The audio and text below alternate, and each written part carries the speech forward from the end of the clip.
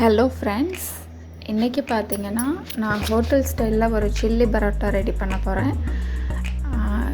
இது வந்து நம்மளை வீட்டிலையே சிம்பிளாக செய்யலாம். இது வந்து பார்த்திங்கன்னா ரெடிமேட் பரோட்டா. ஸோ இது இப்போ எல்லா டிபார்ட்மெண்டல் ஸ்டோர்லேயுமே கிடைக்கிது.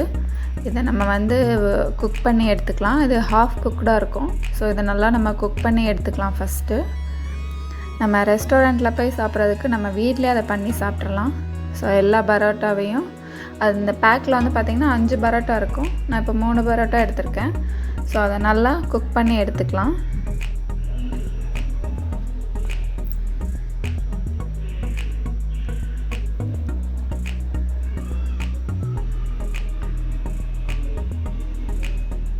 ரெண்டு பக்கமும் ஆயில் சேர்த்து நல்லா குக் பண்ணிக்கலாம்.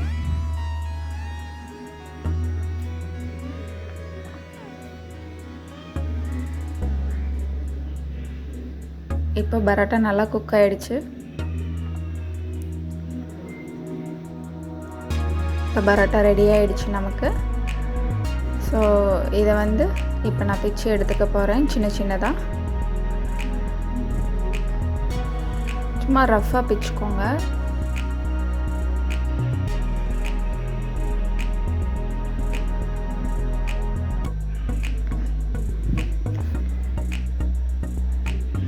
ஆக்சுவலி நல்லா சூடாக இருக்குது. ஸோ இதை நல்லா சின்ன சின்னதாக பிச்சுக்கலாம். இப்போ நான் எல்லாத்தையும் நல்லா பிச்சு எடுத்துக்கிட்டேன்.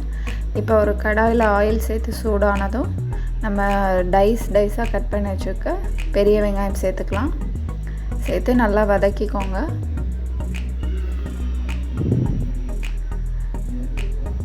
நெக்ஸ்ட்டு பச்சை மிளகாய் சேர்த்துக்கிறேன். உங்கள் காரத்துக்கு ஏற்ப நீங்கள் சேர்த்துக்கோங்க. அதையும் சேர்த்து நல்லா வதக்கிக்கலாம்.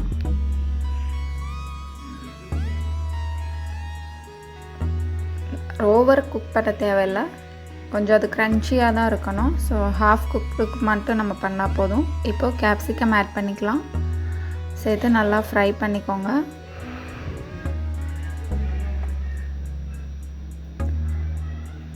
இப்போது இதில் லைட்டாக சால்ட் சேர்த்துக்கலாம். தேவைப்பட்டால் இதில் நீங்கள் எக்கு கூட ஸ்க்ரம்பிள்டு எக் ஆட் பண்ணிக்கோங்க. நான் இதில் ஆக்சுவலி சேர்க்கலை. உங்களுக்கு வேணும்னா நீங்கள் ஆட் பண்ணிக்கோங்க இந்த ஸ்டேஜில். இப்போது நான் லைட்டாக சோயா சாஸ் ஆட் பண்ணிக்கிறேன்.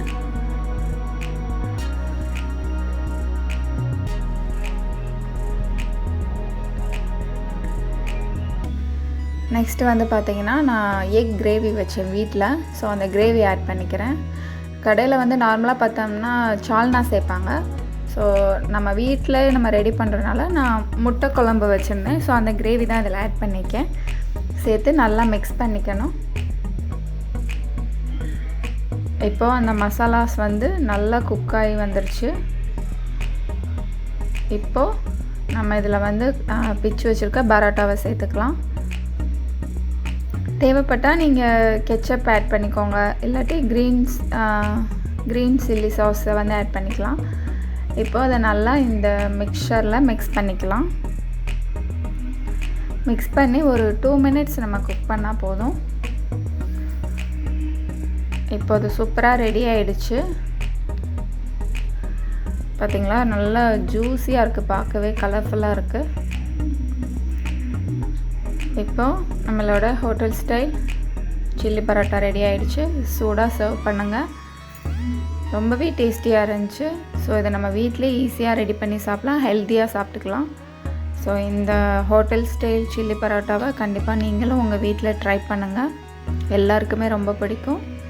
மறக்காமல் சேனலை சப்ஸ்கிரைப் பண்ணுங்கள். வீடியோ பார்த்ததுக்கு நன்றி.